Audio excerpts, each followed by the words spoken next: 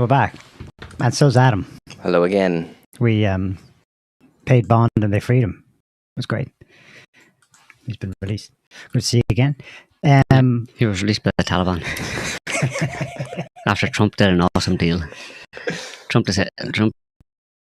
and then released. He had a word with Shara when he was in the Oval Office last week, spraying perfume on him. Did you see that? Mm-hmm. No, I didn't. I have the video. We missed it. We talked about it already. It happened the week before, but there was a video of the two of them buddying up. No, it didn't happen the week before. It happened this week. Was it this week? Mm-hmm. Didn't talk about it last week. Okay. He's been around, obviously, doing the rounds. But that specific one of him in the Oval Office. Not the first time he's been in the Oval Office, I don't think, but the first time he got sprayed with Trump, Eau de Trump. Is that what it's called? I'm guessing not, but this is Trump we're talking about. It's called Eau de Tariffs. It's farcical. It's just, anyway, maybe we do. I don't want to talk about this topic, but it is the topic of the week. I think it's Epstein again. I suppose it's resurfaced. It's a political issue, and new in the US. I'm sick of talking about it, but we don't really have much choice because it's the topic du jour, at least in political the United States, in the politics of the US. And it's tied up with US domestic politics in such a big way. Like the synchronicity of events in the US, in DC, and this issue are just in tandem. And they have been since at least midsummer. So the US shutdown, government shutdown ends, and the House is recalled, and the first order of business is to, well, it's several things all at once. It turns out that at least Thomas Massie alleges this, but also, the legacy media, definitely not on Trump's side, also frame it in this way. It does appear that the unusually long recess of the House in DC was to stave off the arrival of let me see if I got her name again, a woman who was elected for a seat in Arizona in a special election because her father, who had the seat before, died in March or something.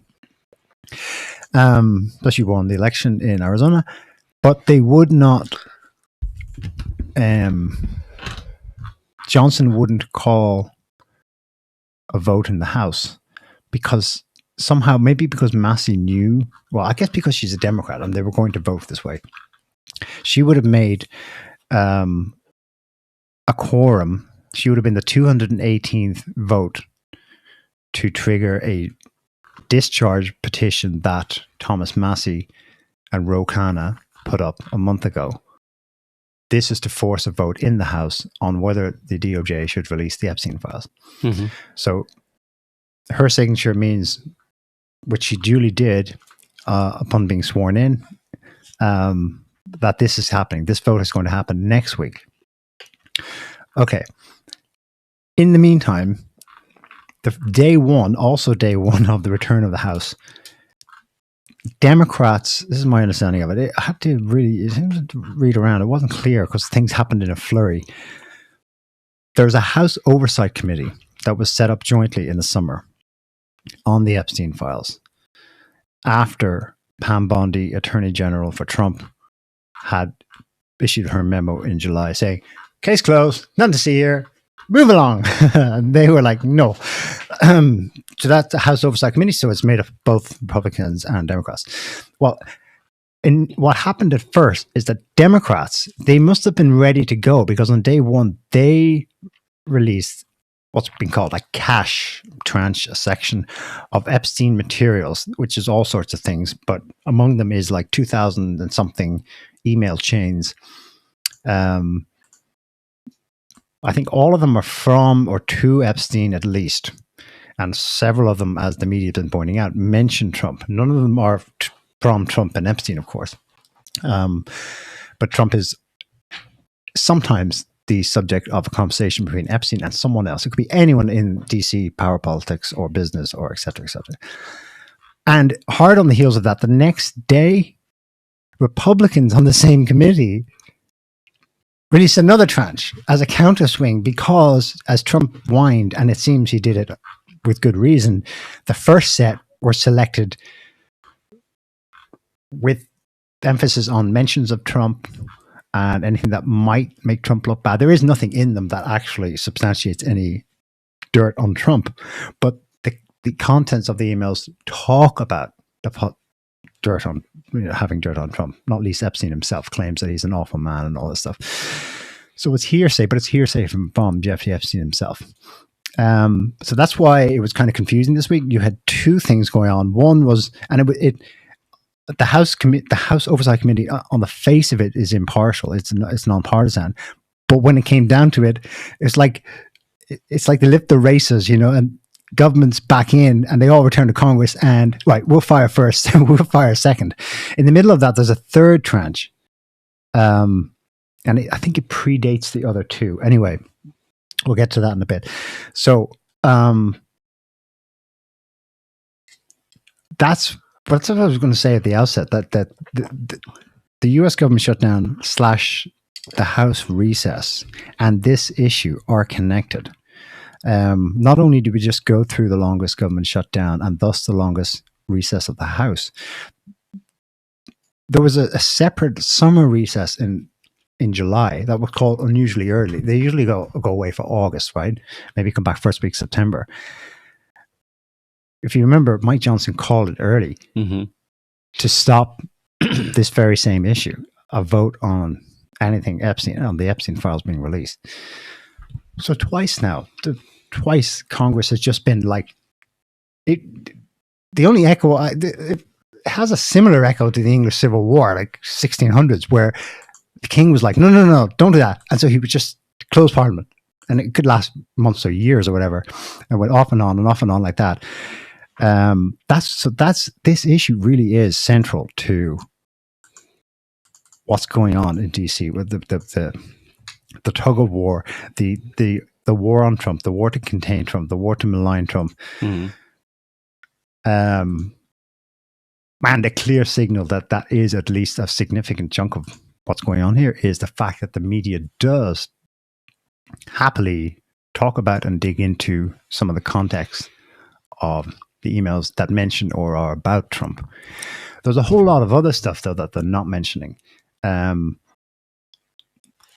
which I want to address separately, and that's about Epstein himself. Yeah. I don't know which one to pick out first, but the emails, I suppose, it's a lot of it's just gossip. You would imagine if the image people have in their heads is that Epstein is shady because he's a pedo trafficker and his stock in trade is blackmail of people in DC. It could be rich people, they could be political operatives, they could be civil servants, whatever. But the overwhelming flavor of the email chains we see is chatty, informal, friendly, and the bulk of the ones I've seen are initiated by the other correspondent. So it's not Epstein going to someone with, can you help me with, and remember the favor you owe me. There's no hint of that at all. They're coming to him for favors, if anything. So, but just going back before you go into the details of it, did you say something about why they were being released now, or why you thought these are being released now?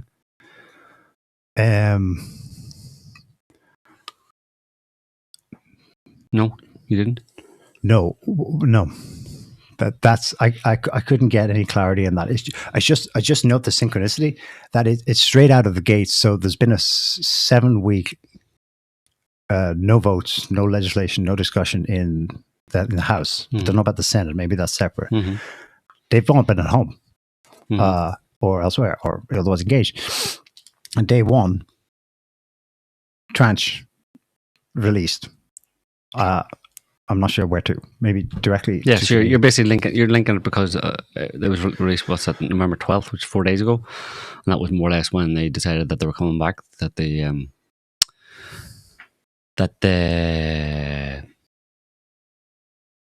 government was gonna make it.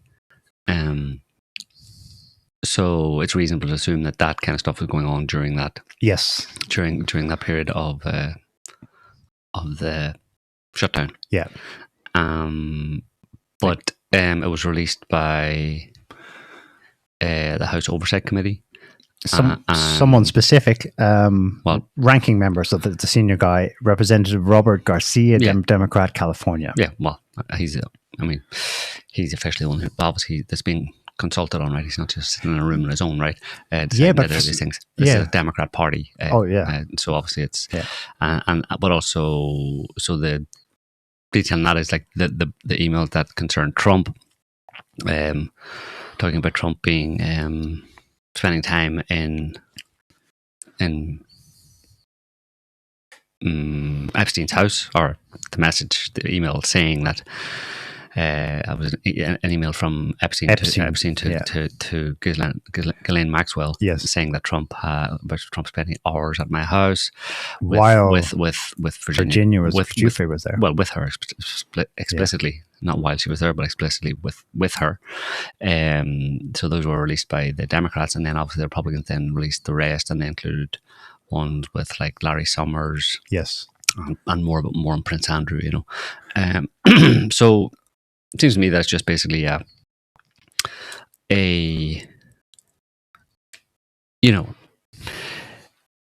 political tug of war to shape them one way and then the other. Yeah, exactly. To use them, they've decided that someone has decided that just letting Trump, or going along with Trump saying, Epstein, who's Epstein? I've forgotten him. Are you still talking about Epstein? He doesn't exist anymore. Whatever, he's dead. Who cares about him? It's all a big hoax. There's nothing to this. It's nonsense. Let's move on. You're trying to distract from all my awesome winning and on my golden age. On the golden age and stuff like. So that wasn't going to fly. So, and probably the Democrats want to do what they can to tarnish Trump. And they're doing this now, which is obviously November. They'll probably, there may be more leaks or more releases of information. Maybe next week they're going to make a decision on how much to release, but they could keep this going. And this has all been done in the lead up to, with enough room, enough space and time, and the lead up to the next year's midterms. So the Democrats would be looking to tarnish the image of the Republicans and MAGA by releasing these documents. So there's obviously motivation on the part of the Democrats to release emails, curate them in a certain way so that at least you get the ones out that could damage Trump and damage the Republicans. But they have to be very careful because they don't want to damage themselves, and they don't want to damage some of their friends in the Republican Party, not in a serious way, let's say. So it has to be, like I said, it all has to be curated to one extent or another. So it tries to appease public demands for, some disclosure on this whole, who Epstein was fraternizing with, which people in positions of power he was fraternizing with, but at the same time, ideally, allow or facilitate a swing back towards the Democrats in next terms, in next year's midterm elections, and the Republicans obviously want to, if they're going to have to get on board with it, because they can't do the Democrats are releasing it, the Republicans have to be part of disclosure as well, right? They'd look pretty bad if it was seen that you Republicans are all trying to cover up the Epstein Files, prevent them being released, and only the Democrats release it. So they have to actually get on board with it, the Republicans, but they have to do it in such a way, again, curating the emails or curating the data in such a way that it minimizes damage to Republicans and maximizes damage to Democrats. And Trump himself is worried about, well, they're all worried about Israel and any connection in that respect, and letting the cat out of the bag in terms of the elephant in the room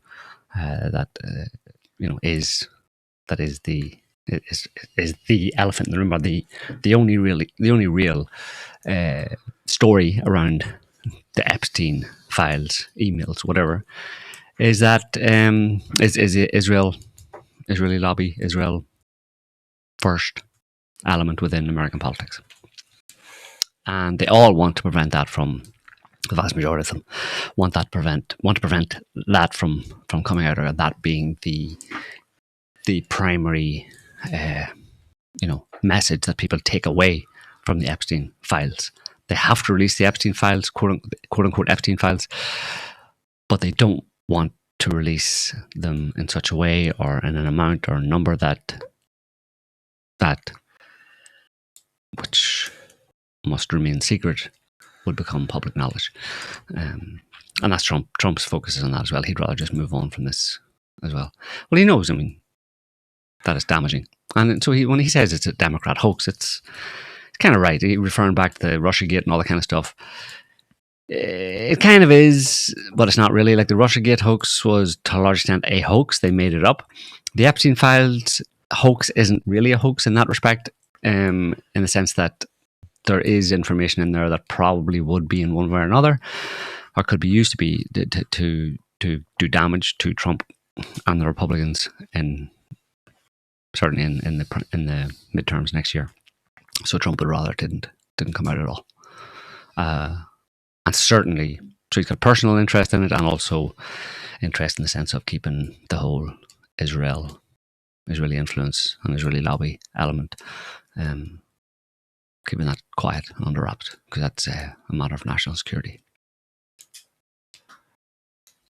Yes, although the impetus for doing this is coming from Republicans. The Democrats are like, okay, we'll sign on, but this wouldn't be happening without Massey and Marjorie Taylor Greene and MAGA Republicans. But only a few of them, up a fuss in the summer. Yeah, but all it takes is a few of them to flip. Well, it's not. It's them, but it's also the influencers as well. It's almost like it hasn't gone away. Trump tried to make it go away. Yeah, I don't think it was. If it was left to the politicians, this wouldn't be happening at all. I think this is an example of one of the rare examples of people power actually having some effect. You know what I mean? Sure. And by people power, it's kind of, they have a tiger by the tail. This whole populism thing, where you've basically given a lot of influence and power to social media influencers, Tucker Carlson, people who aren't no longer part of the establishment media, Candace Owens, and then lesser people down the line on X, on Twitter, and all that kind of stuff. All of them asking all the questions, which is a part of Trump's mandate of grassroots democracy or populism, whatever you want to call it, where the people are given more of a say in government, essentially. Not directly, but indirectly, a significant say in government policy, etc., etc. Well, are you sure you want to go there, Mr. Trump? It sounds good. It sounds good to the people. It gets you elected in a landslide victory. Gets an overwhelming majority of the people to support you because you're promising more of a say for the people. Either more of a say for the people in government policy, and also that government policy would reflect the will of the people, and the people would be polled. So you would keep that's what populism is. You would keep a finger on the pulse of the nation and find out what people want, and then actually do what they want and pass laws and policies, or pursue policies that actually benefit the people that vote for you. But the part where you have influencers, especially in the internet age, ordinary people, not politicians, having a significant say or influence over government and government policy, and over people and over government policy as a result, is, it's a double-edged sword. It's a double-edged sword. It's good to get you elected, but then when you follow through on it, if you're going to, you can't really stop it because you started that train going, and people now demand to have that influence and do have that influence and maximize and leverage that influence that you've given them. Well, do you have any secrets? Any things you want to keep hidden?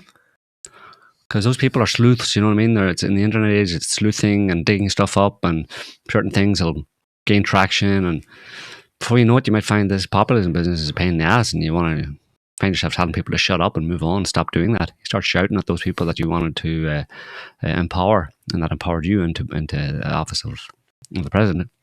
Now they're using the power in a way that you may not like anymore, and you might find yourself telling them to shut up, and you might end up finding that people within your own party who have resonated with the ordinary people, the ordinary influencers and stuff, and have taken up their cause, you might find yourself at odds with them as well, like Marjorie Taylor Greene, or what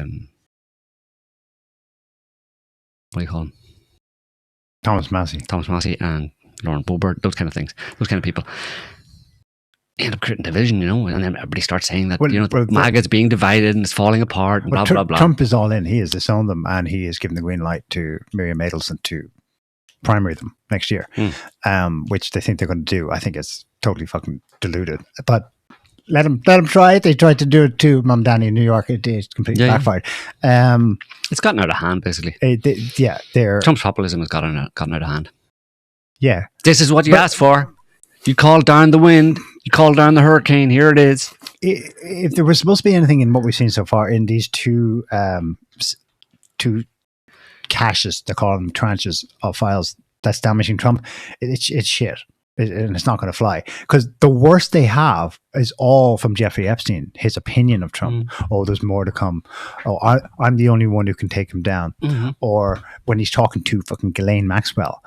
Oh, I know he was there at the house for hours. And the Democrats originally, it's sneaky what happened there. The Democrats originally blacked out the name of, they just put victim, who Epstein was referring to in the 2011 email to Ghislaine Maxwell. The Republicans then included it in their tranche with it removed, as you could read her name, Giuffre, Virginia. Just before she died, she published a book specifically saying, Trump was awesome to me. Never did anything wrong, was as kind as you can be in the little time that we hung out or knew each other. So the worst that's said about him in these two sets of emails, the witness on the stand for pointing the finger at Trump is Jeffrey Epstein. Like there's nothing at all like that. That's the opposite of Trump should be cool in that respect. There's nothing at all indicated. Well, he's aware of smears and insinuation and guilt by association and all that kind of stuff, and how that can be. I mean, he's been burned by that in his first term, obviously, and he doesn't want to go there. He has a natural aversion to it, but also I think there is the element that he doesn't want. He wants this whole thing to go away because he knows where it leads. You know, I mean, I think that this is a distraction in a certain sense. So, what did Trump do with Epstein? Who did it with Epstein? What about Noam Chomsky? You know, like the BBC did the thing. I was proud of Noam Chomsky. Like, what the fuck? This nerdy linguist. You know. I have it here. Yeah. Well, I have. This is it's at the BBC. You know, that little story on the highlights of who else was mentioned in the Epstein Files.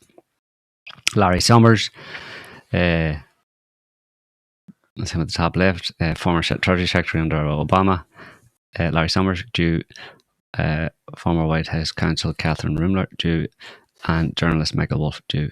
Anyway, I just thought I'd mention that. All being in the Epstein documents recognized. I mean, I'm just noticing, like, I can't help. I notice it all the time. I've noticed for a long time. Everybody I fucking look up, like, that is in the news over the past 20 years, not everybody, but like, what are they, 2% of the American population? Yeah, they're over. Or less. Is it 2%? 2%. But like, I don't know what the number is, but at least half the time, I look up their Wikipedia page and like, oh, surprise, surprise. Yeah. That's crazy. They're super smart and good at politics and journalism and shit. Anyway, so Larry Summers, blah, blah, blah. I don't know if there's anything to say about these people in particular. They were just mentioned. Scroll on down. No, there is, but go on ahead. You can say go do the Chomsky thing first. Chomsky's at the very bottom. Well, no, I have other stuff on the other guys. So Okay, go ahead down to Chomsky. Go down to Chomsky towards the bottom. Like Michael Wolff is, she wouldn't believe it. I blew me away. What There you go. happened There's there? Chomsky. So, probably Noam Chomsky, nerdy linguist. More concludes correspondence between Chomsky, 96. He was 96 in Epstein. Well, he is now. Many of their discussions were academic or personal. So, for some reason, Noam Chomsky, nerdy linguist, been anti-empire, critical of the American government for decades. Oh, we should also mention Jew. Super lefty, also Jew, of course. But he's having conversations, I don't know, with Epstein. Don't know why he would be. I thought he'd just be talking to other nerdy linguists and other, anti-empire politicians or political theorists and stuff. But he's talking to Epstein. Occasionally the conversations turn to the subject of Trump, including in 2016, December. Chomsky tells Epstein, I noticed your prediction was right about Trump avoiding the White House as far too primitive. Whatever that means, but they're having a friendly chat. That's what's noteworthy about Which suggests that, I think from that, you could maybe mean that Chomsky may be saying that Epstein predicted that, thinking that Trump would avoid the White House, or that he would... He was maybe originally going to live in Trump Tower in New York and not actually take up residency in the White House. Right. Was far too primitive, whatever that means. In response to previous reporting in the Wall Street Journal on the relationship, Mr. Chomsky said Epstein had helped him move money between his accounts without one penny from Epstein, mind you. And he acknowledged that, I knew him and we met occasionally. Okay, so that just goes to the heart of the whole problem. Like, what the hell is Noam Chomsky doing talking to Epstein? Is there an omerta there? Is that right there? Can we talk about cyanim now and stuff like that? No? Absolutely. The only the self narrative, the thing that Epstein told everyone and wanted it to be heard loud and wide, is that from 1981, I only handled tax avoidance schemes for anyone with $1 billion in assets or more. Mm-hmm. Noam Chomsky doesn't have $1 billion. He's not a billionaire. No. He might be... Yes, he's on his way out now. He might have a few million in the bank because he's sold a shit ton of books over the world. Exactly. He is a very, very high profile in that respect, and that would be able to draw Epstein to him. He's nowhere near a billionaire. The only commonality is that they're both Jewish. Of course. So, so for me, the elephant in the room is all this talk about who talked to Epstein and whether Trump talked to him, what Epstein said about Trump, and blah, blah, blah. It's all hiding. It's all distracting from the issue, the original issue that started the whole thing, which was undue Israeli influence over American politics via this kind of, everybody, I'm sure everybody remembers that the genesis of this was the state of Israel using child or not child, honeypots, whatever, sex slaves, effectively, to compromise American politicians, and in that way gain significant control over American politics. It's not about Epstein, it's about Israel. Epstein's just a name, a Jewish name, an Israeli name.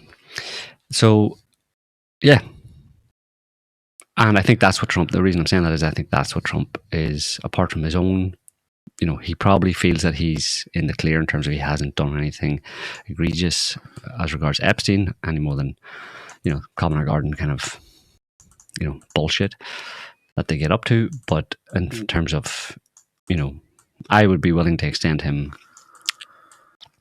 the benefit of the doubt in that respect and say that, he's not that evil or not that corrupt. But that his main concern, apart from being smeared by association and this being a smear campaign, which he keeps on saying, for him personally, he's more also equally concerned about this going to where it should go and where it, like I said, where it started out, which was Israeli lobby, Israeli intel influence over American politics via Epstein and many other people.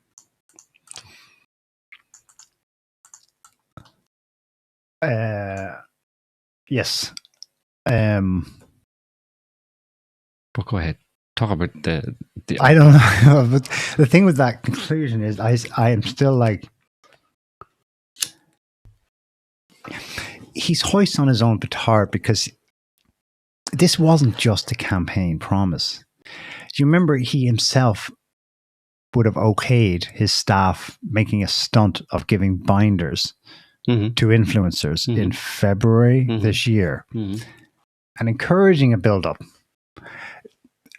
We all know Kash Patel, Pam Bondi, while in the campaign phase, were bigging it up on their podcast or others' podcast. But they were also giving interviews about the Epstein Files to come in those months of spring this year. What the fuck happened? That the brake was pulled so hard. Because they're a bunch of noobs, and they came in and they looked at them and they realised where this goes. Okay. That's a reasonable conclusion. Trump is definitely a noob and he's being controlled. To a large extent, there's only so much he can do. You know, the same with Kash Patel and Pam Bondi and all the others. They come into, it's kind of, you know, the theory of American politics and the deep state kind of 101, which is that, you know, they're the ones who run the government and have done. Their career bureaucrats. They're faceless, they're nameless, nobody knows who they are, and they run the show from once they see things for the first time. And they realize somebody comes into the White House, even though Trump was there before, he didn't do very much in his first term. In his second term, he got a bit of an idea of what it was about, but he's still learning. And like I said this last week, that it seemed to me that on his second term, he had learned enough to realize that he was going to come in on his second term and hit the ground running with his Make America Great Again. It was all about Make America Great Again was never about releasing the Epstein Files. It was about, when he was asked about that, he said, yeah, I would be kind of open to that. Yeah, I'll have to look into it because I have no fucking idea what the Epstein Files are, to be honest. But I'd be interested in that. Would you be interested in releasing files in general about things? I'd be open to releasing files about things. JFK? Yeah, I'd be open to JFK. Yeah, who is he? Oh, yeah, that guy who got shot. Right, yeah. Kind of like me, except I wasn't shot. Anyway, I survived because I was better than him, right? But anyway, I'd be open to releasing files on things in general that people ask for as a general rule, as part of my campaign promises. Yeah. I have no idea what they are, but yes, I do that. And then he goes and actually they look into them. Pam Bondi, not only do they look into them, but they try to look into them. And maybe they get some information, but they realize that they don't actually have access to them. They're not getting access to them.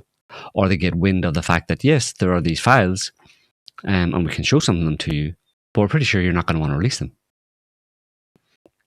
Because it would ultimately create chaos, political chaos in America. It could bring down it could bring everything down, if you know what I mean, if the truth was actually revealed. And this obviously is a matter of national security because it directly relates to Israel and Israel spying and Israel control over America and who actually runs America and in whose interests America is run. And that you, Mr. Trump, are not someone who, you know, your agenda can't fly. Basically, your agenda of this populism and, you know, reveal the truth to everybody. The thing that people assumed MAGA was going to be all about, this is us, we're back, you know, we're so back, this is it, this is America first. That's not happening. That's not how it works. It hasn't worked like that for 80 years, and it's not going to start working like that now just because you made some promises to your people. So Trump gets wind of that and goes, okay, well, what I can do is just focus entirely on the economic aspect. So I'm going to hit the ground running on tariffs, making loads of money, bringing manufacturing back to America, making America a powerhouse again, and also taking into consideration, you know, he's at least has become aware, and so the people around him, Rubio and JD Vance and stuff, have all become aware because they mentioned within the past 6 months the idea of multipolar world and all that kind of stuff. So they had a lot to deal with in that respect. Their focus was on, look, there's a geopolitical reality here that's pretty stark for us. It's, you know, we need to focus almost entirely on that because America is under threat from peer competitors around the world. And this Israel, who controls Israel and what course America is taking, all that kind of stuff behind the scenes, and who actually, you know, does the president actually have the power to do whatever he wants? That whole question is just silly. Trump has realized long before now that that's not the case. And that's the secret that nobody's allowed to talk about. You're not allowed to talk about the deep state in any real terms. You're not allowed to actually say that the president isn't the commander-in-chief and doesn't get to decide policy, except within confines that are set for him by others. You know, it's the one thing that would blow the whole thing open. That's what is being revealed to us through all this, no? Except to the extent that they just talk about it in terms of corruption within the overt political figures within the US establishment who may or may not have had some interactions with Epstein, and there's little intimations, little, ambiguous emails being released about, referring to Trump was in my house. And somebody is absolutely selecting which emails to release for political purposes. And it's just for, party politics purposes, right? And it's in anticipation of the midterm elections next year. So the actual real issue here that really would benefit the American people to be fully and clearly made aware of is off the table, it's out of bounds, i.e. the actual issue, which is the thing that it started with. Like I said, this started, and I have to remind, I feel that I have to remind myself and to say it, that because of the way these emails are coming out now and the debate that's happening now, I feel like I have to remind everybody that the reason this whole thing started was because Epstein is strongly suspected of having worked for the past 20 or 30 years for Israeli intelligence to subvert the political power within the US in the interest of Israel. That's what this is about. And what Epstein, and were there others, and what were they doing, and what compromise did they get on years ago, decades ago, to the point that, a large percentage of the kind of long-term congressmen and senators in the US have all sold their souls a long time ago, or have been compromised a long time ago, and it's a done deal. There's 5 or 6 exchanges that they're the opposite of a blackmail situation where Epstein is their captor and they're his hostages. Like I said, in the threads, they're coming to him. It's super friendly. How was that lunch last week? Yeah. Peter Thiel, that was fun. Let's do it again in 3 weeks.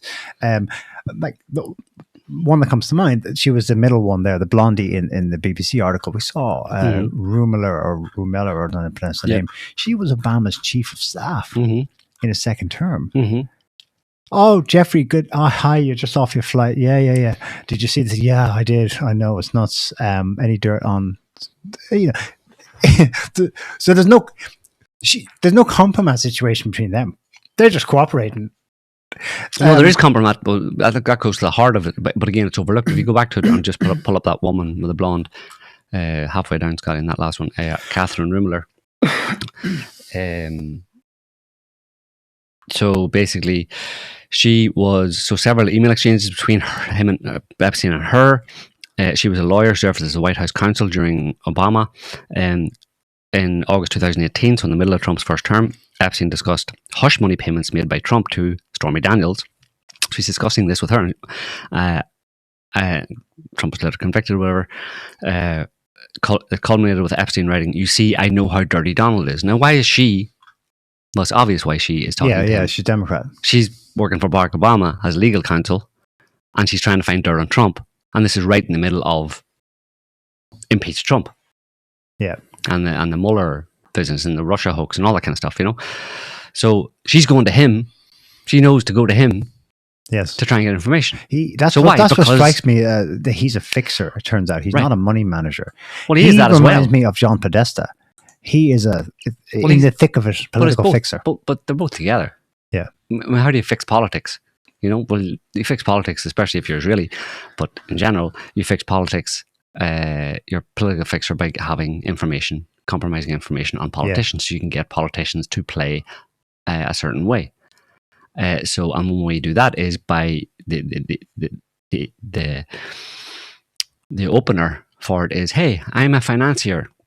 I have a lot of connections. I know how to take money and offshore it so that you don't pay tax. Noam Chomsky's like, ooh, you can help me with my money? No, this is all legal. No, totally legal. No, we Jews stick together. I take your money, I put it in the offshore in the Virgin Islands, and it's all clean and fine. Look, I've got this long list of people. I've done this for the past 20 or 30 years. No problem. You know me.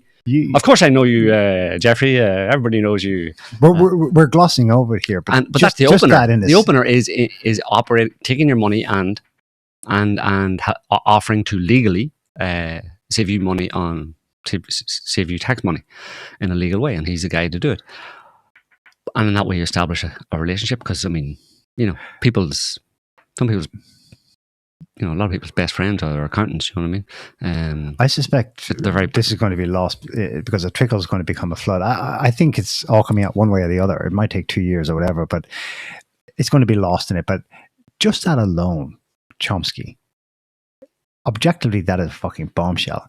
This is a lefty.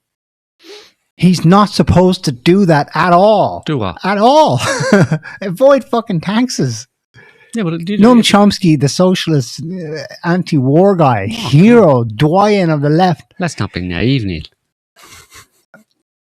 Everybody likes money. We're not naive because I know he'll never talk about JFK or 9/11, but we're out here on the fringes. But I wouldn't hold that against anybody. I wouldn't hold that against left, right, whatever. I mean, if you know somebody who can, and you've got some money that you want to, income you want to invest in. I think it's just destroys his reputation. Like, he didn't have it ought to. It could. If it was just the only news of the week. Ordinarily, what if it's legal? all the stuff he was doing was legal. Like, I'm sure he's written books on how tracks on how that's, you know, ruining the country and the social fabric, and I bet he's railed against it 100,000 times. Maybe, but he said he didn't take a penny from Jeffrey Epstein. He just, you know, Jeffrey Epstein was like, yes, like any, because it was pro bono. What? Because you're a lefty, you're not allowed to have an accountant. But he wasn't an pro accountant. bono. He is an accountant with a fixer for a billionaire who fixes for billionaires. Yeah. But if he can come to me and say, and everyone knows that, as a track record, and it's safe because everybody else is doing it, and why would you be so stupid? And Chomsky would think, well, I can save some money, so I can the money that I save by using Jeffrey Epstein's services, I can invest that in anti-war causes. It's awful good. Would you criticize him for that? What if the money he saved, he sent it to Palestine? Is he rehabilitated then? No. Why? He uses it to finance anti-empire, anti-war causes. He uses it to publish more books. You know, you got to play in the game, Neil. You can't be like, if you got to play the. You got to play by the rules. He presents himself in his woolly sweaters and the holes in his corduroys and his worn shoes as an austere, straight down the middle, old school lefty. But it's like the priest. And here he is meeting regularly and having friendly chats with fucking Jeffrey Epstein. Yeah, but he didn't. Well, in 2016, as late as then. Yeah, well, whatever. But like, as a priest once said to me when I criticized the priest for living in a big house and eating well and all that kind of stuff, he said to me, "You don't help the poor by becoming like them." Right. So that's a naivety where, you know, if in this world, if you want to help things, you need money. If you want to do some good, you need money. If you want to promote certain causes, you need money. That's how the world works. If you're going to be so idealistic where you say, well, I'll have nothing to do with anything like that, well, then you may as well just go away. You're not going to do any good at all. You're going to do good on a shoestring budget. You're going to be a nobody. Nobody's going to listen to you. You're not going to be able to influence anybody. You're not going to be able to get... If you've got a really good book on anti-war and the evils of the American empire, and you can't buy advertising for it... And the evils of Israel. And the evils of Israel, and you can't buy advertising for it because you don't have any money, and nobody ever hears it. What's the point of your book? He's not saying that he's going Norman to be... Finkelstein didn't get a dime from anyone. Well, we'll have to wait and see. Everyone knows we'll have to wait and see how if a Norman Finkelstein knew Jeffrey Epstein. Is in there, right? Well, like, no one... Neil's basic point was that Noam was looking at getting around paying taxes. That's not to say that he was presumably not making money. Sure. I mean, he just said like personal and move some money around. I mean, that's all he said. I don't know. He said, helped him move money between his accounts without one penny from Epstein. Yeah. In fact, he had to pay Epstein, and not one penny for the government. Presumably, yeah. So I guess my essential point was that well, somebody like, even if it was, no one wouldn't want to give money to the government to buy bombs and drop them on poor people around the world, huh? There's a different way to look at that. But he'd advocate for 50% tax rate. Who? Because we all need to pay to build infrastructure. Noam Chomsky, of course, he's a socialist, old school. We want European level taxes here. We need them, So you want money- like, but not me. yeah, no, that's I'll talk to a Jew over here. Exactly. And so like that's kind of like what I was going to say is like that's their point is that it's not that he like assuming he was doing it to try and avoid paying extra taxes. It's not to say that he was trying to like not make any money. It was just that he was looking for more ways of paying less taxes, which is a thing that he advocates not doing because taxes are good because it can help people. Yeah. Now, Well, to your let's not- point, it can be said that Like America uses its tax money to bomb people, Yep. and therefore it's in the Complicated. good. But But let's not get too far because all we have in terms of Noam Chomsky, we don't need Yeah. to extrapolate too much because all he said that he helped him move money between his accounts. You'd have to extrapolate out and accuse him of all sorts of things that there's no evidence for. If you're going to make that case, so we can't. We can to your analogy about with the priest. the priest saying you can't help the poor by being like them. It's like going to talk to that priest for advice after he's already been convicted of pedophilia and child molestation, and then you're still going to go and talk to him about your financial things. and he's still going to be cloaked in morality as he gives you that response. Yeah. Well, but the thing with it is like Chomsky. I mean, maybe it's a wake up call for everybody, but nobody's squeaky clean, and there's all sorts of projection onto people, because they say what you want them to say, and they say things that you agree with, and you think that makes them a hero. Or Everybody wants to be seen as like what is it? Holier than thou. Holier than thou, as being a man of principle. You have your principles and you live by them, and then you always like find ways to justify as you're doing your own Of course, thing. yeah. So that's the reality. I can't find it, but here's another example. Noam Chomsky, academic over here, right? Here's someone else. William Burns, career foreign service diplomat for the United States government. It's 2014. He has just served in Obama's second term as Undersecretary of State. He'll just keep working up. He's in his 40s by then. He later becomes CIA director, but in the interim, he goes private sector. He's out of a job now because Trump's Republican Party has come in 2016. He initiates contact with Epstein. Hey, man, can you get me a job? Yeah, sure. That's all the end. That's all you see of the chain. We don't know if this literally followed subsequently, but within the year, he's head of the Carnegie Endowment for Peace in DC. My question is, why the fuck does a guy who's actually also patrician noble family as well, he's got the legacy, he's born with it, plus he's on the career path, why does he need to step out and ask Jeffrey Epstein for help getting a job in the private sector? Because he knows Jeffrey Epstein knows people. Yeah. And that's the point. This whole focus on Jeffrey Epstein is ridiculous. There's obviously a massive kind of network behind him. And he's just a front man. And it's bigger than the old school WASP network. It's more effective. It's more of a go-to. It's more attractive. Yeah, it's deep state. It's deep state, and like I said, there's no daylight between deep state and the Israel firsters, the American deep stater and deep staters and the Israel firsters. You saw the. I suppose you saw the super. Right, it's suggestive. We don't really know. The back and forth between Epstein and Tom Barrack. Tom Barrack is currently U.S. ambassador to Turkey and special envoy to Syria. Another career diplomat, I think. 2016, March 2016, Epstein initiates contact. Send photos of you and child. Make me smile. We don't see the response, but Epstein follows up. Photos look good. Maybe it's not. Maybe it's his grandkids, But that guy alone is like, he's not a Jew, actually. He's the descendant of Lebanese Christians. But they're, Israel adjacent, let's say. The sheer fucking scale of it. Okay, here's something that I have a red flag in this because the Washington Post are the ones who broke this story. They didn't just make an article out of an email. They went a little further and they synced an email exchange. I think it was SMS or it was email sent via phones with real-time footage at the time it was happening.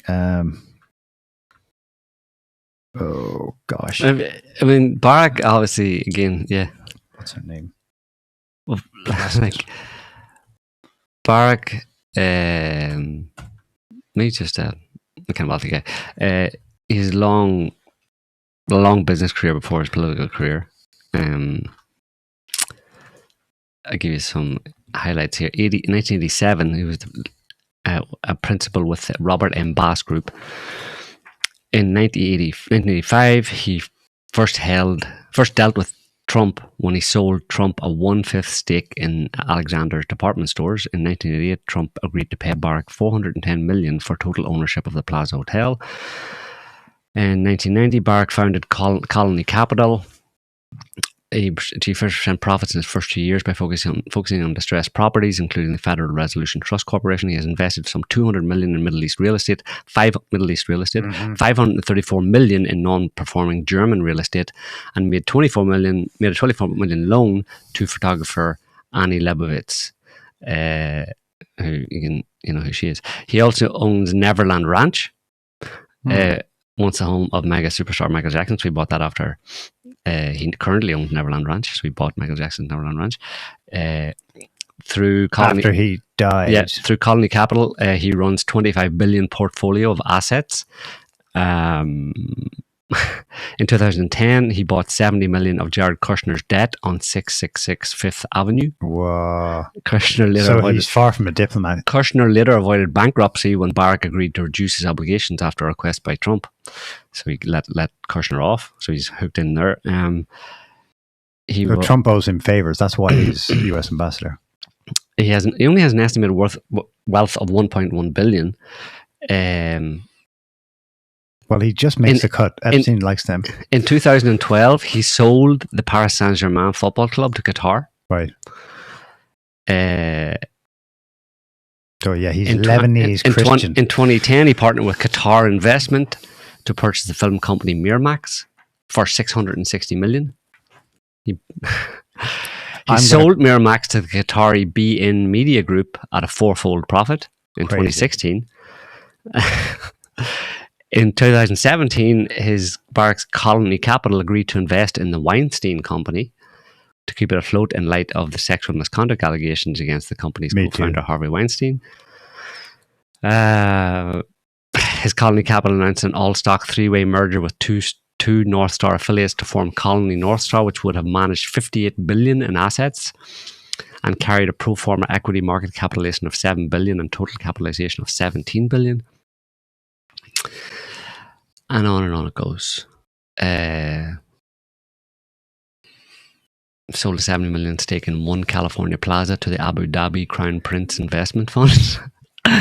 He used Cayman Island entities to invest pension fund money in distressed real estate and sent money towards the Colony parent company.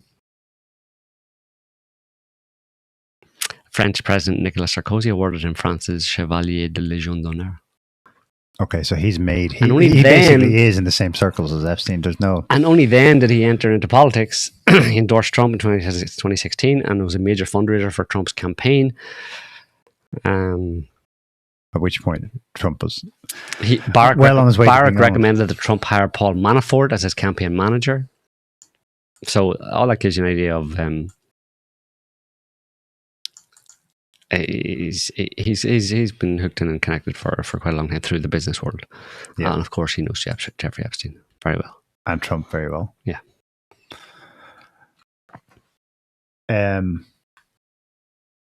Yeah, so they know each other very well. So send us photos of a child is probably family. I mean, they're not going to be so. Okay,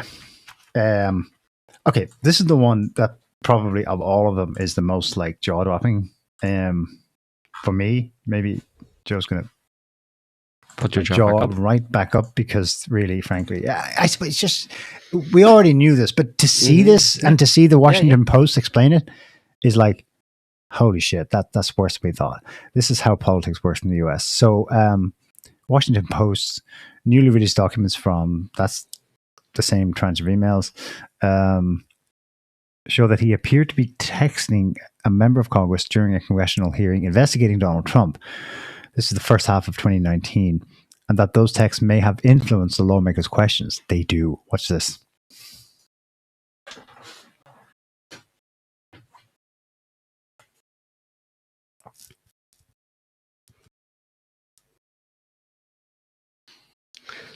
The Post reviewed multiple video feeds from the hearing and matched the videos which were sent to Pacific. Was president of the United States.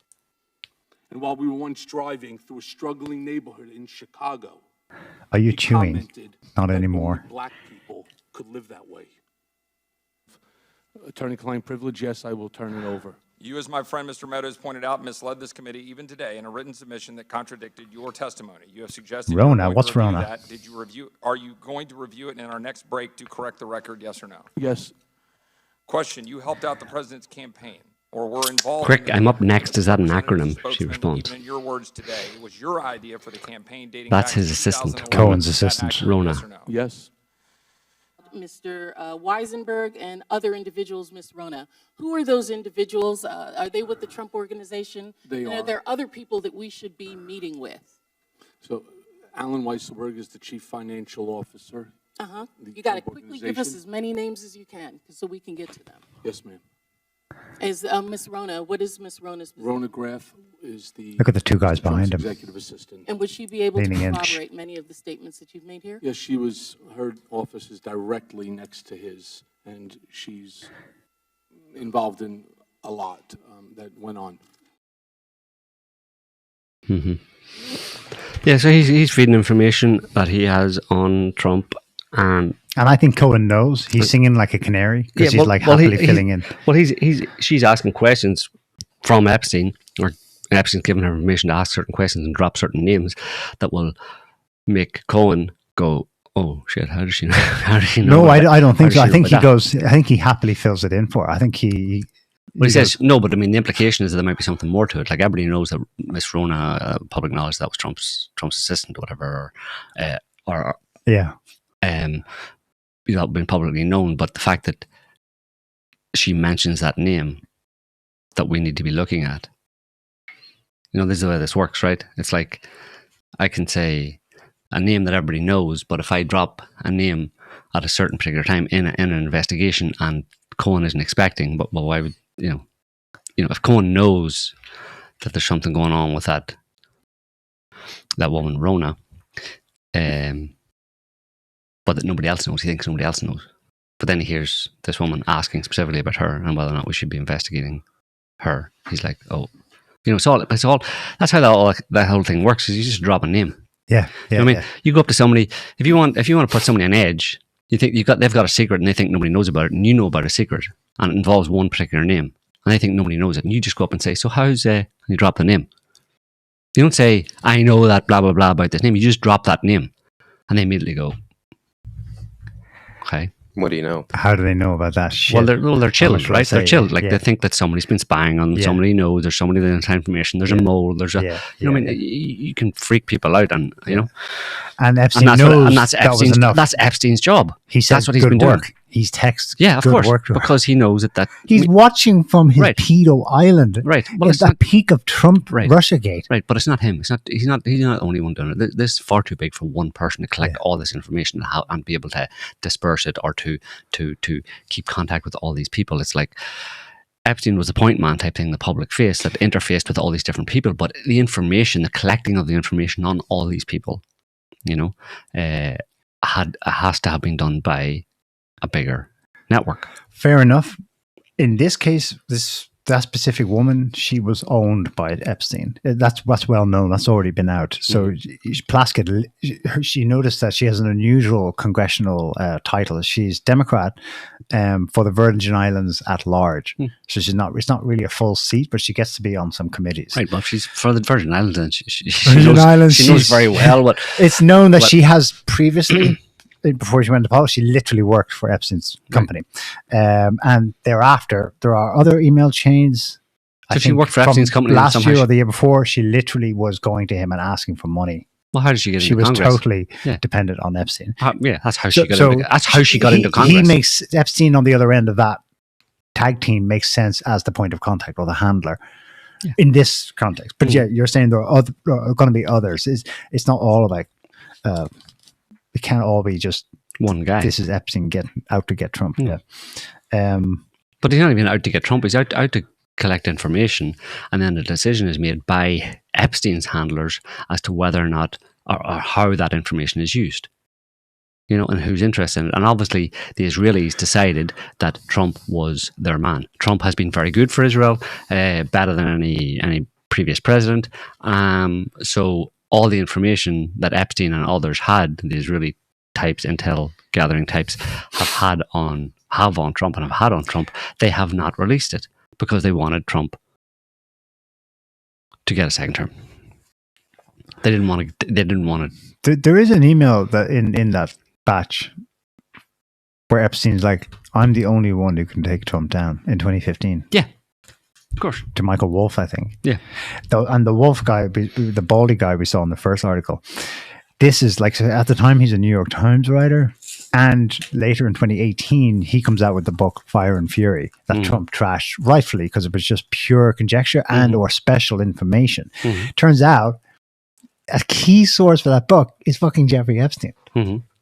Who's singing like a canary to Wolff. But that's not going to be surprising, I suppose.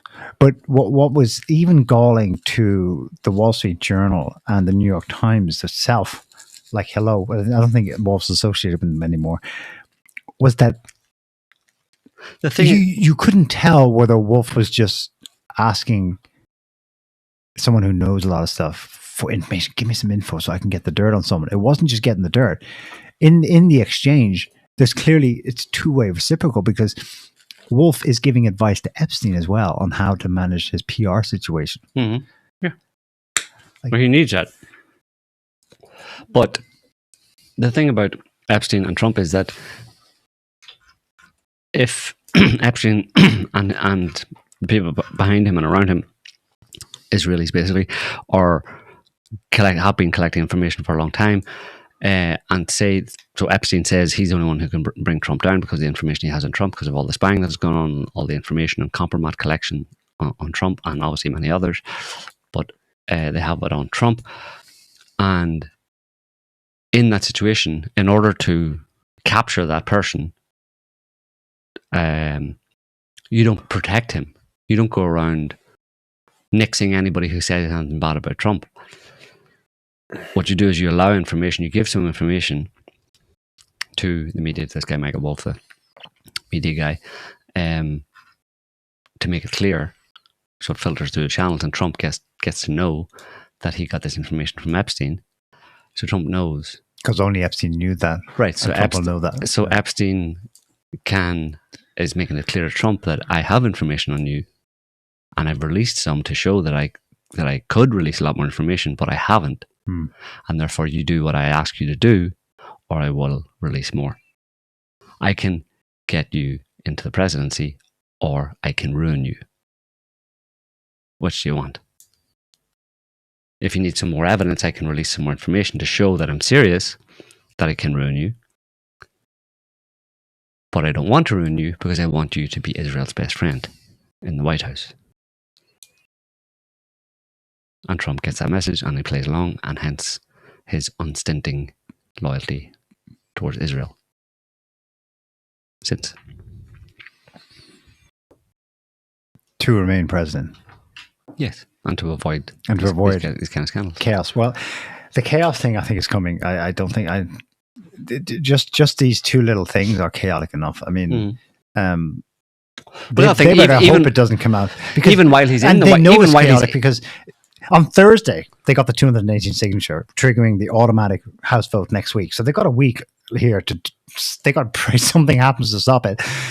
On Friday, Pam Bondi comes 360 degrees from there's nothing to see here in July to announce a DOJ investigation into Epstein's ties Trump's Democratic adversaries. Mm-hmm.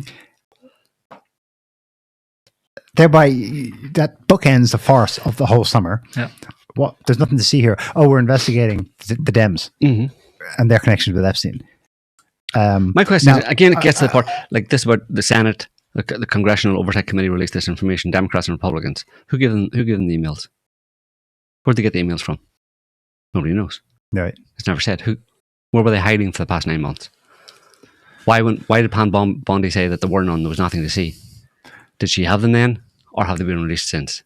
So the point again here is that the Israelis are keeping an eye on this whole situation, and if they feel that Trump is going a bit too far and turning towards kind of Fortress America and pulling away from, if he's not doing what they want him to do, well then in the middle of his term, they can release some information that puts pressure on Trump. Reminds him, hey, remember I was saying that I had the means to destroy you or give you the White House, but I give you the White House. That was, that was on the condition that you continue to play along the way, that the Israel First way. I know as time passes, you might tend to forget about that and tend to focus on your America First thing or whatever, and you might become under pressure from, the base and all that kind of stuff. But I have to remind you that still holds. I'm still the only one who can destroy you, and I can destroy you during your term as well. Hence, here's some emails to put some pressure on you, just to light a little fire under your ass. Make sure you don't get any ideas of doing it your own way. Right. And what I was going to say there was that the announcement, the suspicion articulated, I think they're onto something. This is the CNN's take on it, that Pam Bondi's announcement of this new DOJ probe isn't really about just swinging back at the Dems. Having an ongoing investigation means the DOJ can't release the files next week, if the vote goes the way it's supposed to go. Right. So that's a pushback. There is one caveat. We don't know. Who's if they reach 290 votes, that's 2/3 quorum, I think. I think constitutionally the president has to release the files. So they're hoping. That's why Trump beating the shit out of the most prominent ones, like her and Massey. And not just because they don't want. Yeah, they don't want a big majority, a big defection. Yeah, defection. And because they know that this will all be for the purpose of, this isn't about really revealing the reality of the whole Israeli compromat collection that's been going on for a very long time, and the Israeli spy rings and all that kind of stuff, along with the deep state. They know that that's not about revealing this. This is about putting pressure on Trump. But the thing is, there is content in there that damns Israel, but the media is seriously avoiding it. They focus on Trump. Drop site news. Mm-hmm. Kind of co-op, Ryan Grimm, I forget the other guy's name. They've now released 4 installments using the same material that's available to the MSM, which they won't fucking touch it, of course. And they're cross-checking it with something else that happened, something I suspect must be a genuine leak, because I don't see how this works in Israel's interest. In late September, someone, I think the hacker group is called Handala, probably Iranians, got a hold of a ton of emails of Ehud Barak. Mm-hmm. He was one time prime minister. What people probably don't know about him is that the guy was a Mossad hitman. Who? Ehud Barak. He was big time killer organizer. I've been reading some of the shit he did back in the 60s. Day. Back in the day, in the 60s, yeah. This guy is the Mossad in the way that you never really leave the CIA. He's through and through. So this is in no way a workaround or an internal fight among the Israelis. This is a genuine hack. So it's a potentially powerful body of evidence. So we won't go through all of them here, but I put the most recent one up here. I think we should I just want to skim the introductory backgrounder to DropSite and what they've done here. They've cross-checked the House Oversight Committee's tranche of documents and emails with the Handala hack that was deposited on a kind of WikiLeaks site called DDoS. I think it's the same acronym as denial of service. So in the headline you see there, that's the part 4. It's their 4th report. An Israeli spy stayed for weeks at a time with Jeffrey Epstein in Manhattan. This is in the teens, and the Israeli spy in question was the longtime number 2 of Ehud Barak. Close friends, they worked together in Mossad and so on. The headline for scroll down there. I want to read the introduction. So we've already covered this. The end of the government shutdown. The House will soon be swearing in. That's her name, Adelita Grijalva. She is the 218 signature needed to trigger this vote next week. In mid-October, the House Oversight Committee released this is what I was getting. Released an interview with former U.S. prosecutor Alex Acosta, who told the panel that, contrary to widespread public reporting, he had never told Steve Bannon that Epstein, quote, belonged to intelligence. Acosta denied ever discussing Epstein with Bannon and claimed to have, quote, no knowledge as to whether he was or was not a member of the intelligence community. I'm going to read the rest in a second, but there is actually, until these reports by Dropsite, there is actually no evidence that Epstein is Israeli intelligence. Everybody knows because of the contextual circumstance, Ghislaine Maxwell's father, and this quote from Acosta, which he now denies. That went into the official record, but somehow, yet, along with Acosta's interview, the House panel also released a new cache in mid-October. I think that's why I said at the top of the show, I think this is a 3rd set of data that the media is not touching, of documents from Epstein's estate containing direct evidence, the first direct evidence of Epstein's link to Israeli intelligence. Epstein's personal calendars reveal that a senior Israeli intelligence officer with personal ties to former CIA Director Leon Panetta lived at Epstein's Manhattan apartment for multiple stretches between 2013 and 2016. His name is Yuri Cohen, I think. When cross-referenced with emails leaked from the inbox of former Israeli PM Ehud Barak, a portrait emerges at the nexus of high-ranking intelligence officials in both the US and Israel. And they go on, if you scroll down a bit more, they'll describe what each of the 4 pieces specifically say. In the first installment they did, we exposed Epstein's role in brokering a security agreement between Israel and Mongolia. In the second, Epstein's effort to set up a back channel between Israel and Russia during the Syrian civil war. And in the third, Epstein's role as a key facilitator of a security agreement between Israel and the West African nation of Cote d'Ivoire. The fourth one, which people can go ahead and read here, is a simple detail, but it tells a lot. Barak is, there's screenshots of the email. Barak is contacting Jeffrey to let him know he's coming to New York. Would he be there? And they arrange a drop off. I mean, it's classical spy stuff. It's a drop. It involves a credit card that Jeffrey needs to get a hold of to give to his guy, his number 2, who's coming along to do the operation or something like that. It's actual spy stuff. Everything till now has been like, contextually, it looks like Jeffrey Epstein must have been an asset gathering data for the Mossad. The motherfucker was actually doing operational stuff. And now we have the first hard data for it. And he was doing the stuff right up until he died. He's no longer Mossad adjacent. He is. Maybe not literally Mossad, because he's still an American. He's an American. He's pseudonym, let's say. He's not Israeli born, but so that is also in the files. Now, the MSM can avoid it all they want, but if they are published, what about all those online sleuths? They're going to look at it. They're going to parse it. They're going to cross-check it against Ehud Barak's emails. They're going to be able to do what the Washington Post did with Diana Plaskett in real time.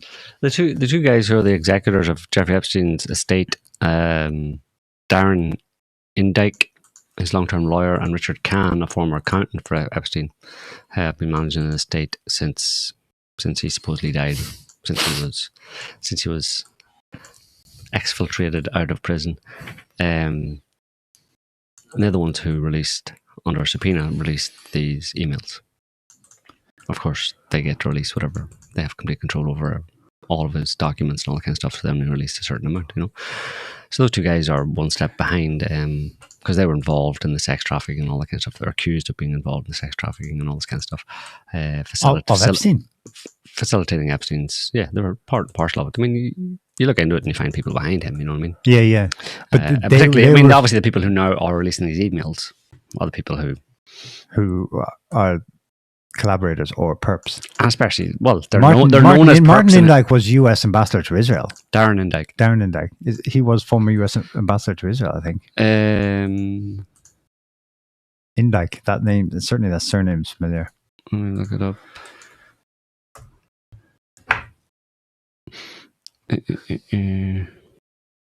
He's a lawyer. You have to kind of deep dive in this stuff,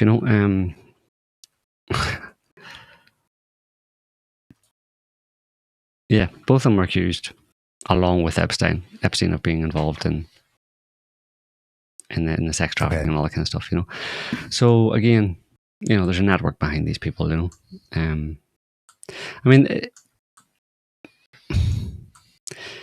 there's two ways you can look at it. Like, a lot of people maybe just look at this as Epstein and a few of his friends, like these two guys or whatever, getting together and concocting this whole scheme themselves,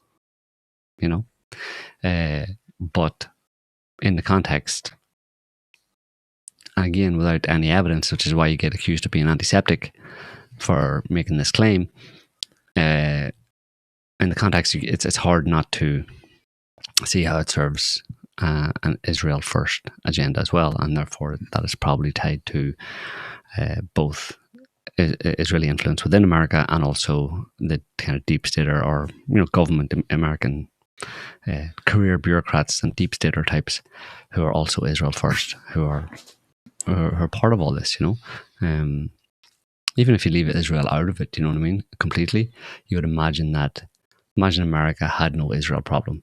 You would assume. But that you allow for a kind of a corrupt elite. A kind of deep state behind the scenes career bureaucrats who are just American and just interested in working in quote unquote their interests and America's interests.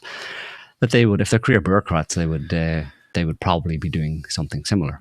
They'd be gaining leverage and influence over the known overt political figures. In order to, because they're the ones who run the country, right? The same as in the UK, like they call them in Whitehall the career civil servants. Somebody called them the Whitehall mandarins, who it doesn't matter which government comes or goes, they're the ones who run the country, obviously, because somebody needs to run the country between governments. Sometimes governments can't be elected, or you have a government every couple of years, or you have chaos, you have coalitions that don't work and all this kind of stuff, and somebody needs to be running the country. And that's been the case for a very long time. So the argument for a deep state in most major countries is, there's plenty, there's reasonable enough evidence for it, and it also makes absolute sense that would be the case. It's not really conspiratorial; it's just practical. It's just like civil servants, long-term career civil servants, are the ones who actually decide policies, and politicians, decide the important policies, and politicians they're elected for 4 years, they're there for 4 years, they're there for 8 years, maybe, a prime minister or president is there for 4 or 5 years and then he's out, or maybe he's there for 8 years and then he's out. But, you can't run the country that way, Yeah, but what are you saying, the US could be just as worse off? I'm just saying that this kind of thing if it was domestic and not foreign. I'm just saying that this kind of thing would be happening anyway. The question or the problem people have, and justifiably so, is that there's a foreign country that is interfering in American politics in a serious way, and has been for a very long time. Yeah. And that whether or not that's in America's interest, people could probably tolerate an indigenous American deep state. They'd be, well, that's how it works, career bureaucrats, people that you don't elect, unelected officials and stuff who really pull the strings. Okay, I'll let that one slide, because, obviously politicians do have some leverage. The politicians you vote for or who get elected, they do have some leverage to pass policies or to pass laws and influence certain things. But the broad scale direction of a government or of a country over a long period of time and keeping it on a certain track is the job of the career bureaucrats. So I think mean, Americans people are learning that it's not ours, and therefore they're not tolerating it. Yeah, except a lot of people in America, in the deep state in America, the unelected career bureaucrats, and even many members of the government, of Congress and the Senate,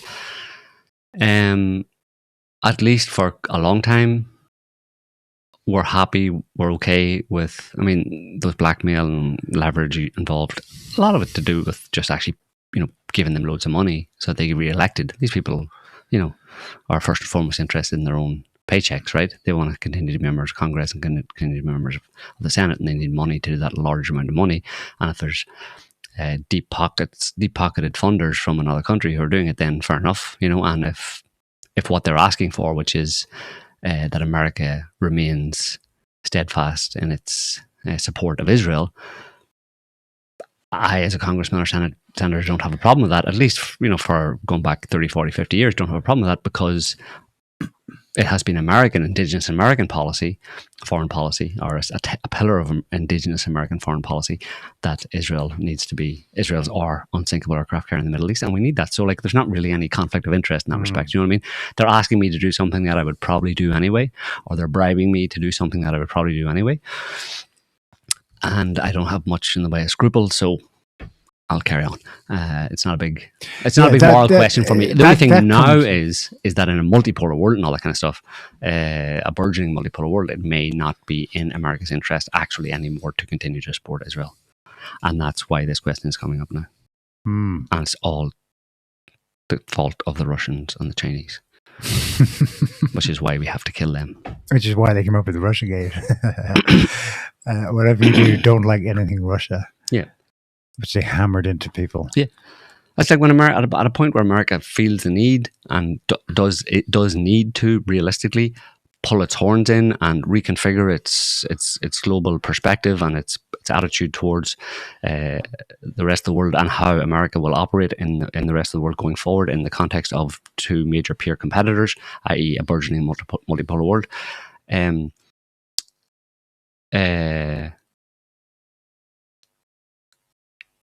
You can see how, if that becomes policy under that seems to be generally the policy under Trump type thing, you can see how, and that filters down to the population, and there's informed, at least the people who are informed politically, ordinary people in the country who are relatively informed politically, they're getting a feel for that idea as well.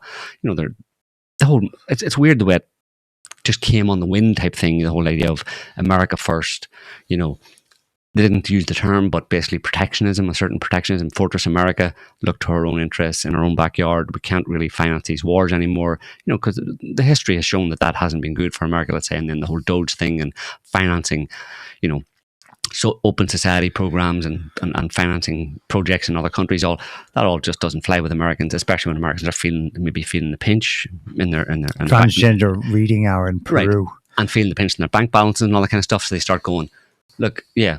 There seems to be an imbalance.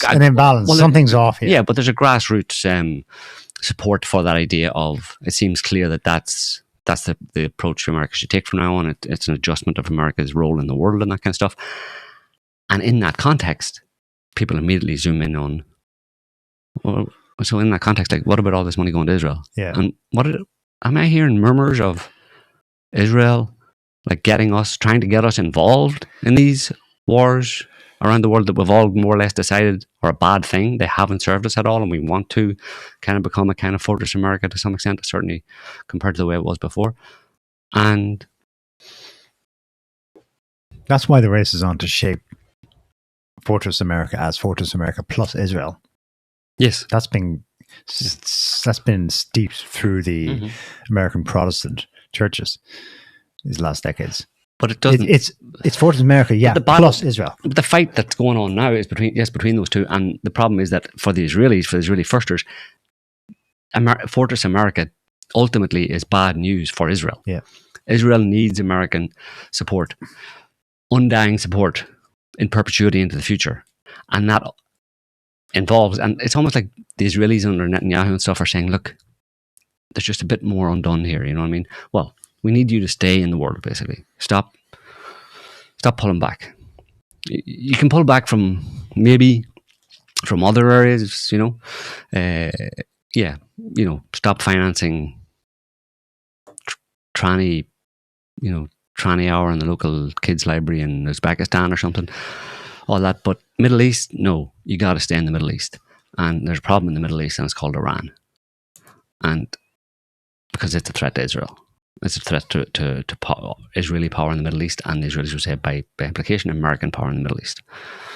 Whereas Trump's going, well, maybe there's another way to look at this. We don't need to be massively, in the same way we have been massively involved in the Middle East and pumping money into Israel and starting wars and financing proxy jihadi groups and putting boots on the ground and all that kind of stuff. We don't need to be doing that. We can make deals, from a distance, make tariffy type deals, He's not talking about withdrawing completely, but he wants to do it in a different way. But even that kind of pulling back to that extent is scary to the Israelis because they see where it ultimately might go, and they're as much invested in keeping down the Russians and the Chinese as well. They're obviously invested in America remaining the kind of global hegemon, but they're focused on their... Why? Because they won't have anywhere near as much success. No, with the Russians and the Chinese. Dragging them down morally to that level. No.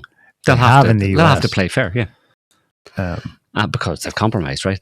The reason why how did they get Trump, the guy, again, this contrast between Trump lamenting repeatedly several times a week about the poor exactly 7,000 soldiers, Russian and Ukrainian, being killed every week in this senseless, stupid war, and we want to end it, and all this senseless death and destruction. He's saying this repeatedly for months, every single week, almost.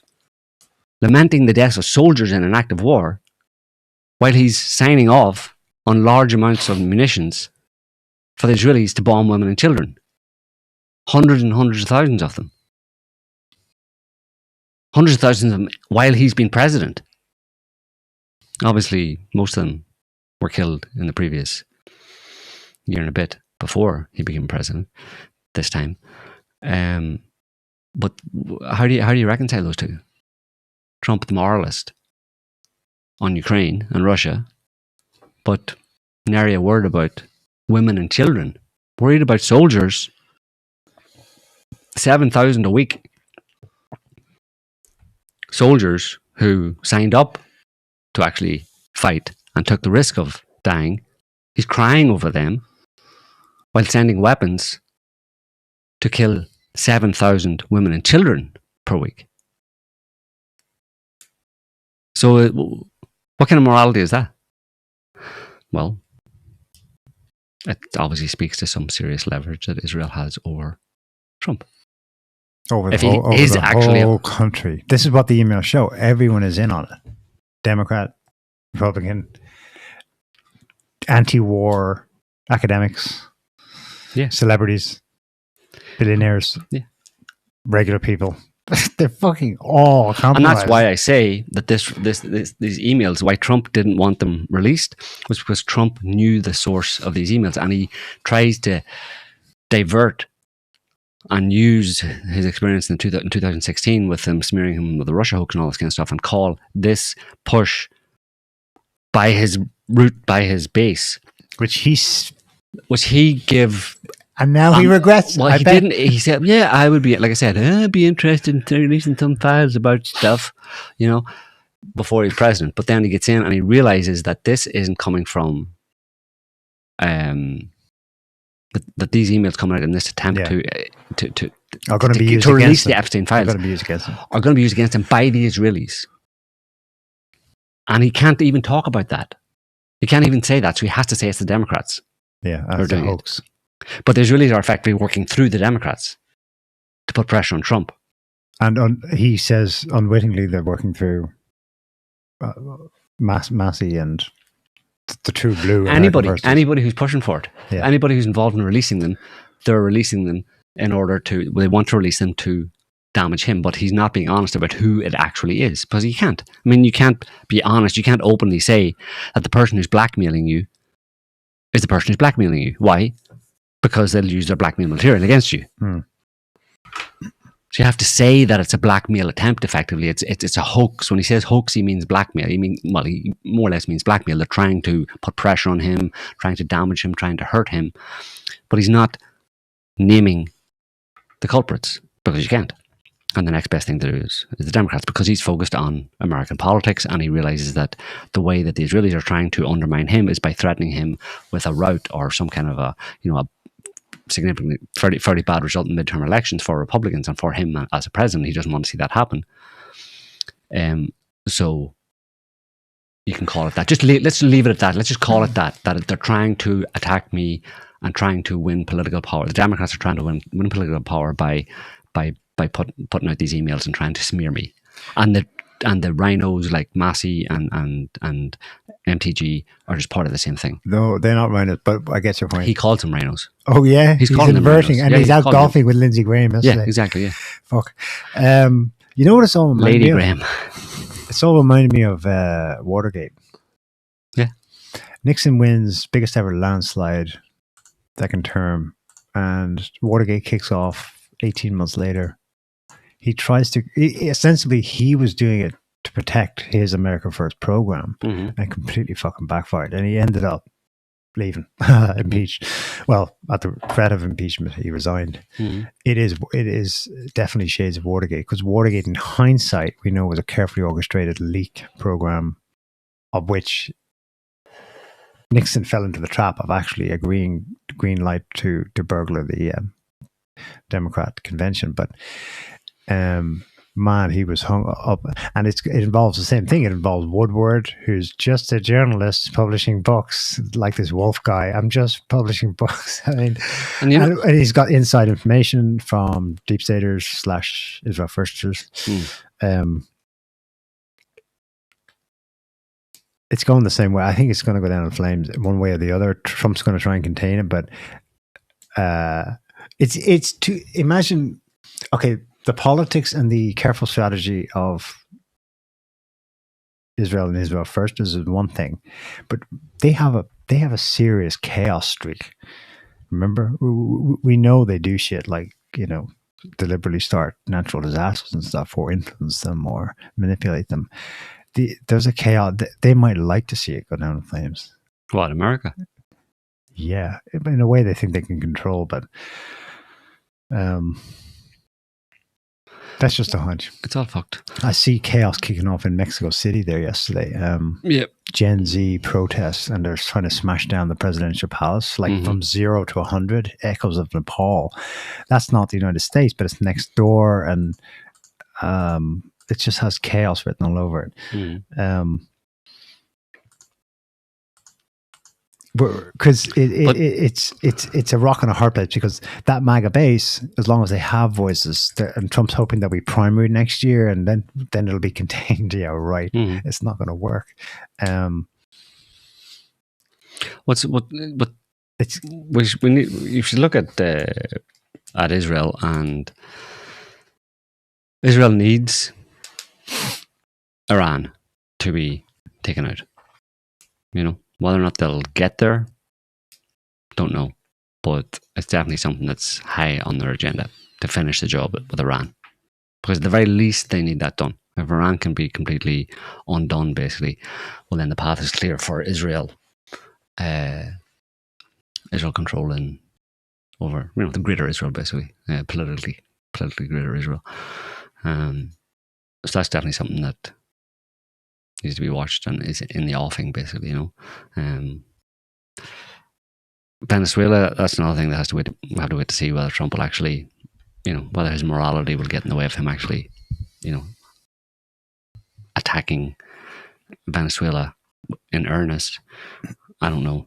Jury's out on that one. Ukraine is not a word from the Americans on the corruption allegations that have come out.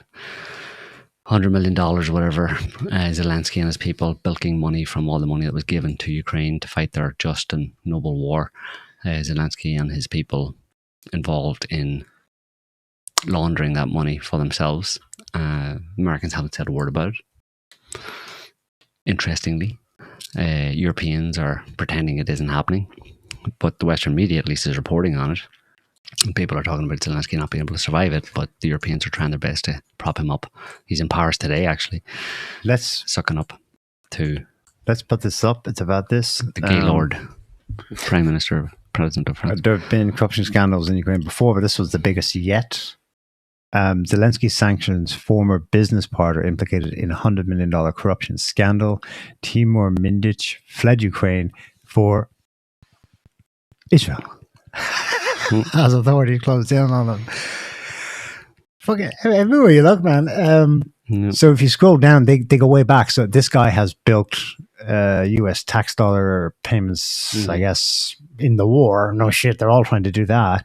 But they go way back.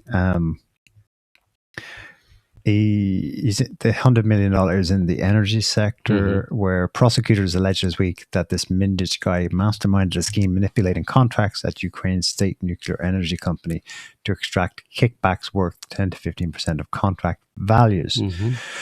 But Mindich was co-owner of a production company, so I think that's media, Kvartal 95 Studio, which Zelensky co-founded, and fled Israel fled Ukraine to Israel the day. Why do people always run away to Israel? And the day before the raids were launched, so he gets a tip off from. Well, you can guess. It's a joke. Talk about like corruption and mismanagement. The whole insane. world. We're a long way from MAGA. Would you agree, Adam? Yes. MAGA's struggling. Well, it's been a hell of a year where you go like elation to like, oh my God, this is worse than I could have imagined. Yeah. It's like MAGA was a dream, to paraphrase. Well, through MAGA, through George Carlin, and you had to be asleep to believe in it. There's been two stages. The first stage was, for those watching closely, you don't have to watch that closely, but watching closely, in Trump's first term, the very fact that he tried to do something different, the very fact that he tried to do MAGA, or just to be the commander-in-chief and not pay homage to the deep staters and not bend the knee and stuff, that exposed the reality of a deep state with all of the impeachment, the whole system, the Treasury Department, the FBI, all that kind of stuff or the Justice Department, the FBI, CIA, they were all came out of the woodwork to attack him. The whole system turned around and attacked him. He's meant to be the commander-in-chief, and they all tried to impeach him 3 times, and all sorts of scandals against him, right? So that exposed the reality of a deep state, an unelected government, effectively, behind the scenes, who didn't like this government and wanted to get rid of this government. So, how, what is the government that gets rid of the government? You know what I mean? It's the deep state government, right? It can't be done this way. It has to be a revolution. So that was the first one. That exposed the deep state within America. This term, Trump is now exposing the deeper deep state and its ties to Israel, and the fact that Israel and the deep state are hand in glove. That's what we're seeing this time. So it's a process of revealing layers of the onion, attempting to do what the people want and do good by the people of America, let's say. So this time next year we'll have reptilians. Yeah, is exposing the fact that I'm not saying it's reptilians. There's maybe another layer behind that, but the mere fact of trying to do MAGA is actually the point. It's not that MAGA would succeed. It's the trying to do MAGA that reveals why MAGA can't be done, and everybody gets to know and understand the system under which they labour. On that point, an example from this week.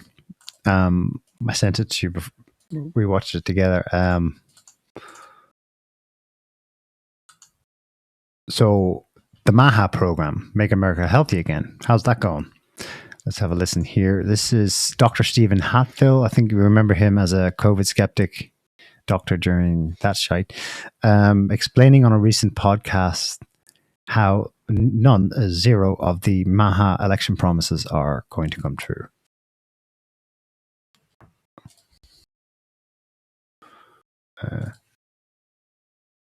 Oh, you didn't get it? Let me see there. Where did I send that? You sent it to Epstein. Epstein sees all. He's still alive on some other pedo island. Have a listen here. I think ultimately behind it is Susie Wiles. Mm. Unfortunately, she's President Trump's chief of staff.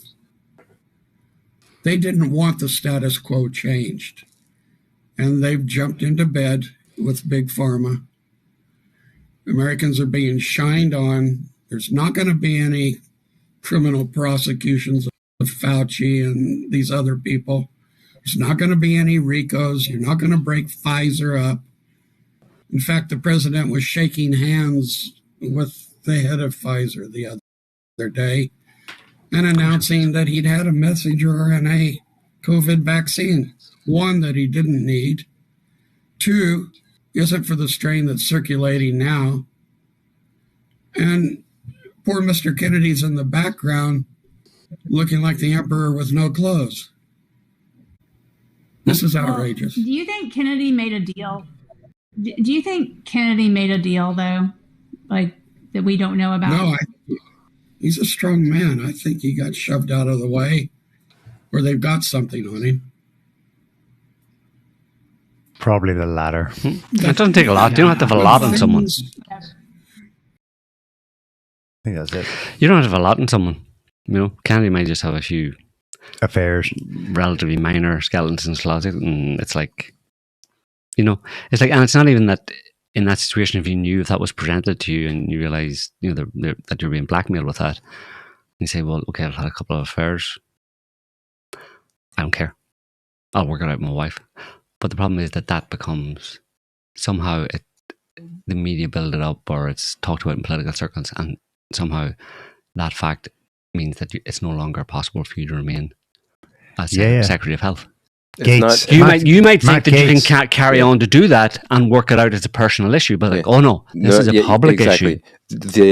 When there was towards the beginning of the year when Kennedy was starting to make some decisions that were like questionable, tons and tons of the MAGA people were like, we don't care what you did. Mm-hmm. You can just admit to it. We don't care. Mm-hmm. We're cool with it. Just like keep doing you. Mm-hmm. And that really didn't go anywhere. My point is that many of the people within the MAGA movement actually don't care about those things, Absolutely. like you were saying. And so it would be fine for him to just work it out with his wife as a personal issue, but that's not what would be happening. It would be like the media and all of the would present a full morality to the population. They would clutch their pearls. Right.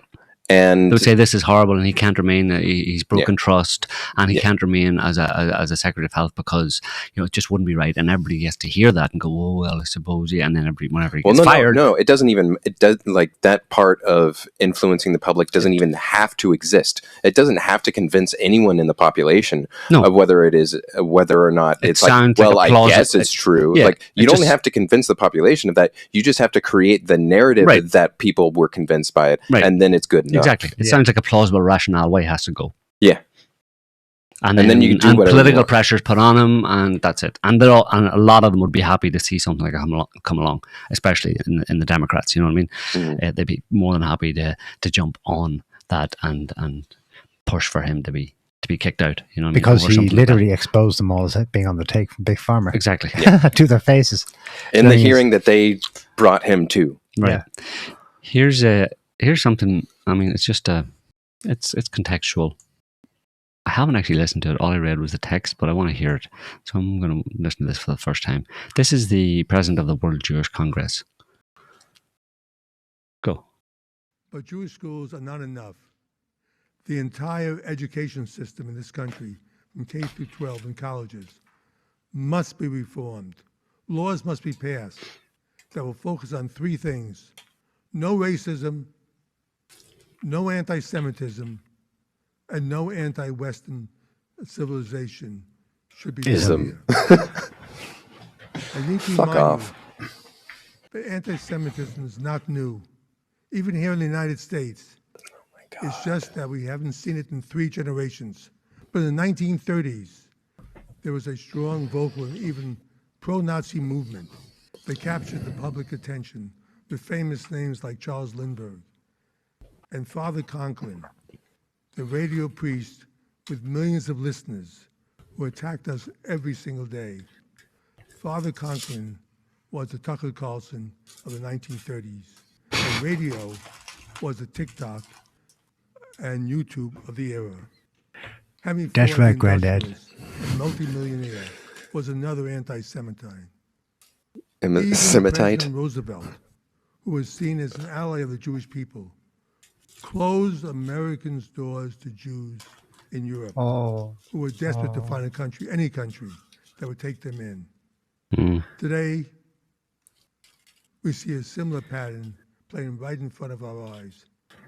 Big names with millions of followers are using the same old lies that Jews control the government, the media, our nation's foreign policies. The same lies our parents and grandparents heard, only now it's been adopted by young people who've been indoctrinated in this. He says, we take our schools. It's only a question of money, laws. We lost one generation that's been brainwashed. so he says the Jews don't control the media at like in a presentation where he's saying we have to control the schools and what you think. Yes. Fuck off. Yeah. He doesn't even It's see only a question of money and laws. I mean, that part's easy. he doesn't see he doesn't see the irony, you know. It's like, what do satirists do these days, you know what I mean? Usually someone would like have to make a video like that, you know, or to present, exaggerate the point, to satirize that, you know what I mean, to like say that this is, you'd almost think that, you know, eventually you're going to hear some Jewish lobbyist or whatever say this, and then he'd like say it, you know. We gotta anti-Semitism is the belief that Jews control the media. So in order to combat this belief, I'm going to use my media conglomerate that I am a 100% owner of to convince everybody that that's not true. And it's like, you know, so you come up with something like that, but or we're beyond parody. To combat no, but they're doing it. They're doing it themselves. That's the point. Yeah. The point is they're doing it themselves. Yeah. And satire's dead. That's the thing. We couldn't do a show that doesn't notice or mention them, even if we wanted to. Not our fault. I mean, we could just talk about the weather, but I don't want to talk about as soon as you talk about anything to do with human affairs, like they're there. Like Ukraine, the Ukraine story this week. I mean, he flees to. It speaks for itself. That's why I've been saying, like, especially since Tunnelgate at the beginning of last year, it's like the reality itself is the teacher here. It's setting the tempo.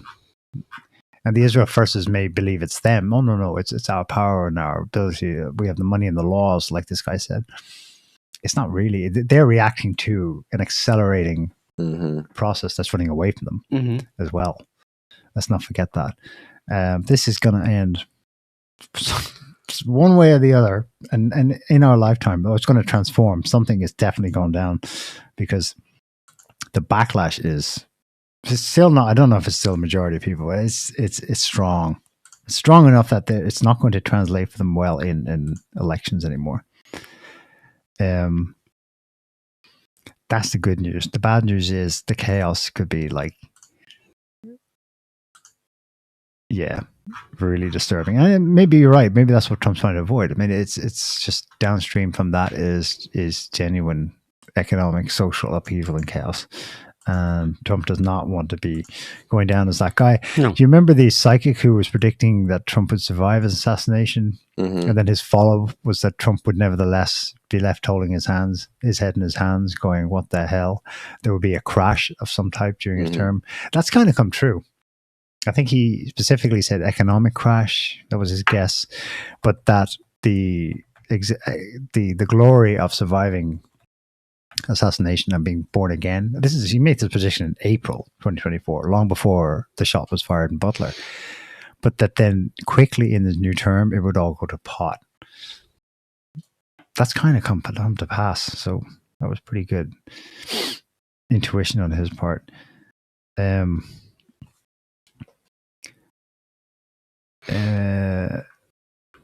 other news, it's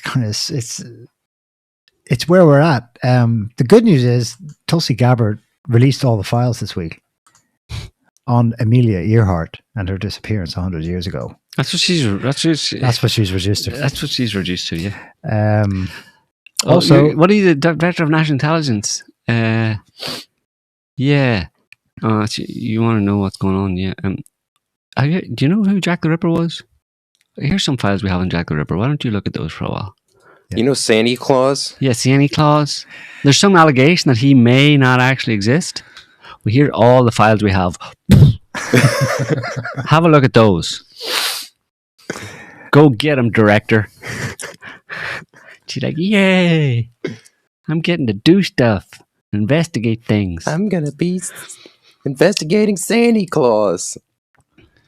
Oh, he was extradited to Israel. Yeah. Donald. Last we heard, he escaped to Israel. He landed in Israel and didn't leave. Financial Times reports that Trump pardoned former Tottenham Hotspur owner Joe Lewis. I don't know if you know anything about English soccer, but the Spurs, they're kind of like famous for being owned by certain tribal affinity, ethnicity, and he's indeed one of them. He's a British billionaire, but Joe Lewis, he's a connected guy. He had some financial. What did he do? He pleaded guilty last year to insider trading. Got a fine. Never did time, of course. But Trump pardoned him nonetheless. Like, that's just gratuitous. But it freed him to carry on business activities in the US. So what? Small fry, but no. This guy is like. Here's Whitney Webb with the background on this guy. His name's Joe Lewis. His British name is Joe Lewis, but his family name is probably something else. He's notorious in Argentina. Oh yeah, first of all, he's notorious because he was working with Soros to break the Bank of England back in the 90s. Lewis is part of what the New York Times once called a currency trading, quote, their word, cabal, that also included Jimmy Goldsmith, arguably Epstein's first major contact in the world of elite finance back in the early 1970s.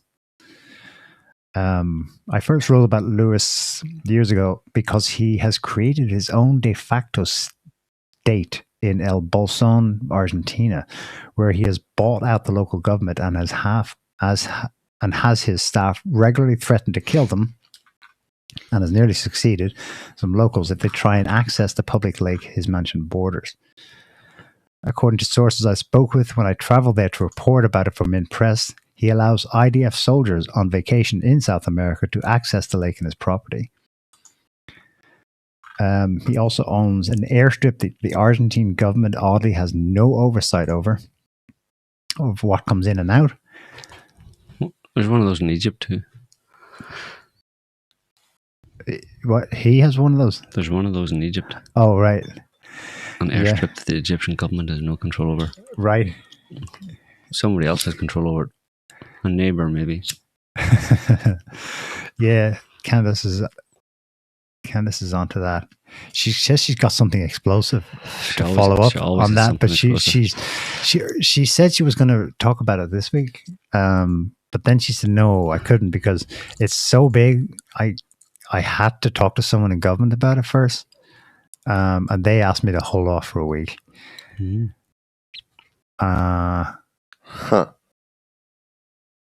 That's probably wise on her part. You can't just get a tip because it looks like her initial tip. She said it was a foreign woman who told her initially that an Egyptian government plane had left and landed in Provo, Utah, and that it didn't return with a certain number of people, and that this woman told her from abroad, I'm thinking from Israel, maybe not, that while she didn't know the nature of the operation they were going to conduct, it was some mission, some state-sanctioned mission. Mm-hmm. So any follow-up to that, and you're getting tips from like someone in intelligence. So that's probably why she a bit spooked and wanted to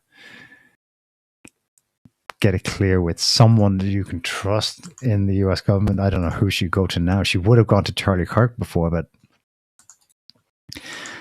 you see the hat? I don't know if you've got a MAGA hat, Adam, but do you? No. No. All right. Well, you don't need to change he one. burned it months ago. Well, there's one you can replace it with. There's a meme doing the rounds. Oh. Make America Great Again is too ambiguous, you know, because people would say, "Well, what's the way to make America great again?" By funding Israel. Well, yeah, we could do it that way, right? No. America first. I think they should just change it to make America sovereign again. Yeah. Massa. It didn't. Yeah.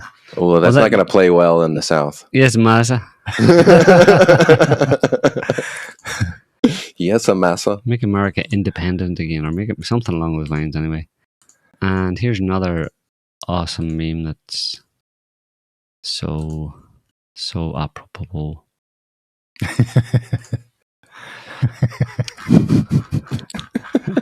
Has anyone seen my balls? That's Lindsey Graham's head on a female golfer. No, that's his actual. That's his actual his golf golfing. outfit. Yeah. That's the way it actually looks on the golf course. He was on the golf course yesterday with Trump. You see what I'm saying here? Like Trump's at a golf event with Graham. Does he really think MAGA's going to follow him over Tucker Carlson's excoriating takedown of Lindsey Graham last week? 50 million. But it's like I was saying before. It's like Trump bit off more than he could chew. I mean, in an ideal world, it would have worked, where you go grassroots populism, and then you just do, and everybody's happy because you have that kind of independence and that control. You're commander-in-chief and you can do whatever you want. But when he went that route, not knowing or not being fully aware of the extent to which he wasn't the commander-in-chief and doesn't have control and can't do whatever he wants and can't deliver on those promises or what he led the people to believe that he was going to do, well, then he's up shit creek without a paddle, basically. You know what I mean? And it's only, you're screwed. You've made promises that you can't fulfill, and these people, these aren't just normal. It isn't the normal case of campaign promises. People get used to them not being fulfilled, and then they forget about them. No, the people were serious this time. This is like, no, we're not backing down from this, and we need you to do what you said you were going to do. But for him to do that, he has to expose something that is, would mean a serious shitstorm. It's not possible. It's not going to be allowed to happen. It would mean that the collapse of the American something would collapse in America. If that were to come out and be revealed. I mean, maybe not. And if it came out, it would be a major revelation. But I don't know how that translates. If those kind of actual truth were to come out to a large amount of the population, if that actually has any, if that translates into real world effects. If you'd see Mount Doom in Mordor, if you'd see it crumbling the way it does in the movie, just because, the ring got thrown in, whatever, the Eye of Sauron would collapse, I've been destroyed. Or the Wicked Witch of the West would melt because you threw water on her. I don't know if that would happen in the real world with the deep state, just by being revealed through the revelation that they actually exist. I don't know if that would actually undo them, But I think it's not even about that. It's about the fact that Trump can't deliver on the promises that he made, and the people that he made them to are not happy about it, unlike other people who get promises made to them by politicians and they don't fulfill them and then they don't care because they just carry on. But this is something, Trump made bigger promises and he's not able to deliver on them. He's got a whole lot of prayer invested in him. Right. And people are unhappy. Sincere prayer. Yeah. And people are unhappy and they're not for backing down. And there's a few people, and it only takes a few. Like, it's weird that he's going, there's only two basically, Massey and Marjorie Taylor Greene at this point. Maybe it'll spread, but two out of the whole Congress, but that's enough. Or two out of the whole Republican Party.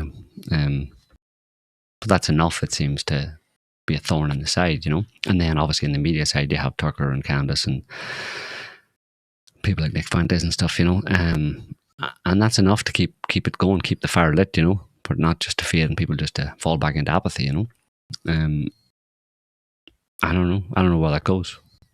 It's there's someone once said that like Trump's battle against the deep state in his first term was like the unstoppable force meets the immovable object. Well, in this case, it's almost like the immovable object now is Trump, and the unstoppable force is what he's unleashed. Yeah, or it's more like Trump was the immovable object, and the unstoppable force was the deep state, but now the immovable object has been transferred to the people, to Trump's base. You know what I mean? They've been based over the past 8 years, and they're not for moving, and so they're digging their heels in, like the ones I mentioned, right? And they're up against the unstoppable force of the deep staters, and Trump is kind of caught in the middle or something, and he's trying to flub his way through. He's trying to basically go, "Can't we all just forget about this and move on with my tariffs?" Yeah. It's very clear to me that that's what he's been stressed out about wanting to do. That he's said that in one way or another, not explicitly, but implied it repeatedly, especially over this Epstein file things, and that's been going on since since the start of this year. But it's very clear to me that he really just wants to make it go away. He's almost saying, "Look, I can't do any of that." In his own way, that's what when he says like that Epstein stuff. What are you talking about? That's old news. He was a loser. Let's just move on. That's him saying, "Look, we're not going to get anywhere with that. You guys don't know, my base. You don't know really. I suppose some of you do, but a lot of you don't know the reality behind the scenes. My perspective up here in the White House, in the Ivory Tower type thing. I can see. I've got to know the power behind the throne, and I can't do anything about it. And I just want to focus on what I can do. And at the end of the day, that's the most important thing for you guys, because at the end of the day, as far as he's concerned, what you elected me for was to improve your economic position." No. No, that's what I want. But that's what I want. We want retribution for all the shit. Well, that's the thing. Stupid shit. I mean, and like you were saying before, that it's changed now from before, when politics was just always empty promises. Right. Whereas now it's like, no, we were serious. And part of the change is the fact that, well, things are serious. Like, there really is a plan to basically control your entire life digitally, to where you either exist and say, "Thank you, Daddy, may I have another jab?" or you die. So, and also having your, neighbors replaced from the guy you've known your whole life, and to, some person from a backwards country that you don't particularly like, and who doesn't particularly like you. It's actually like existential in that sense. Yeah. It's not as Trump didn't understand what he was unleashing. When he actually appealed to that demographic, which is probably a big percentage of the American population. He didn't know that they would be so insistent on getting what they were promised. You know what I mean? He thought that he could appease them with, Amelia Earhart. Yeah, well, Amelia Earhart, or with more money in their bank account. Better financial prospects. That'll keep them happy as long as people are getting more money and things are good. Then, and you see a lot of the MAGA people are still saying that's what it's about. You know what I mean? It's like America. The greatness in America is ultimately the standard of living, and because if you don't have that, then all else falls apart, right? So that's priority number one for a lot of them. But there is a significant percentage of them, small but significant, who are fixated on the more more intangible aspects. They're awake. The more moral questions, let's say. They're more the ideology and the actual politics behind it and all that kind of stuff. They see things that they can't unsee now. Yeah. The others will go, "Oh, I'll be happy to remain not seeing it, just so long as I have." It's like Tim Dillon's rant was awesome. It was really good. He's basically saying this is the way it's always been. But what's different now is, before we would take the bullshit, but we had a good chance of a car and a house and a little bit of a lawn and maybe something to put away in retirement. But what you're telling me now is that I have to work in a gig economy with no prospects, 50-year mortgages that I'll never really pay off. So I'm basically totally beholden to renters from here on out. Yeah. In a world that's increasingly, actually, they're feeling it in cities with more scarcity and so on, and more danger and more crime. So you're asking me to take the same shit our parents did, but for less. Right. What's in it for me? Hang on, I'm not. Well, this deal sucks. Yeah, at a certain point, the deal is no longer acceptable. It's not the same whole social contract. Yeah. It's changed. Yeah.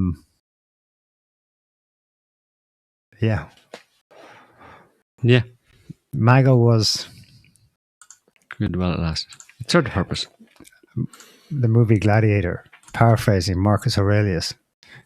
There was once a dream that was MAGA. You could only whisper it. Anything more than a whisper and it would vanish. And I fear that it will not survive the winter. I mean, it might survive this winter, but it may not survive. This is coming to a head. I don't think this can be like. It may not survive the winter of our discontent. This can't be contained over the long term. We'll see. There's many twists and turns in the road, but yeah, it does seem to be going in a certain direction. And it's all about opening up, things being revealed relatively, because, you know, a lot of people are pretty dumbed down or don't know, you know, anything really, or don't have really a good grasp of how the world works.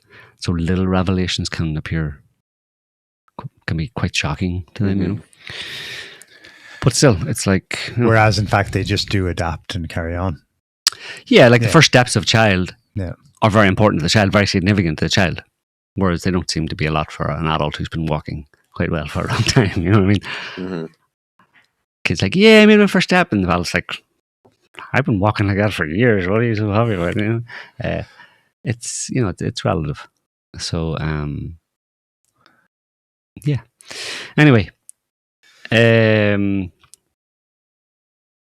the maxim for the day is: give a man a fish, and he will eat for a day. Teach a man to fish, and he will sit in a boat and drink beer all day. That's a good philosophy, actually. I like that. That's for Bo. That's for Bo. That's for you, Viking. So it's better actually to give a man fish, because at least he'll eat for a day. If you teach him to fish, he'll just sit in his ass and drink beer.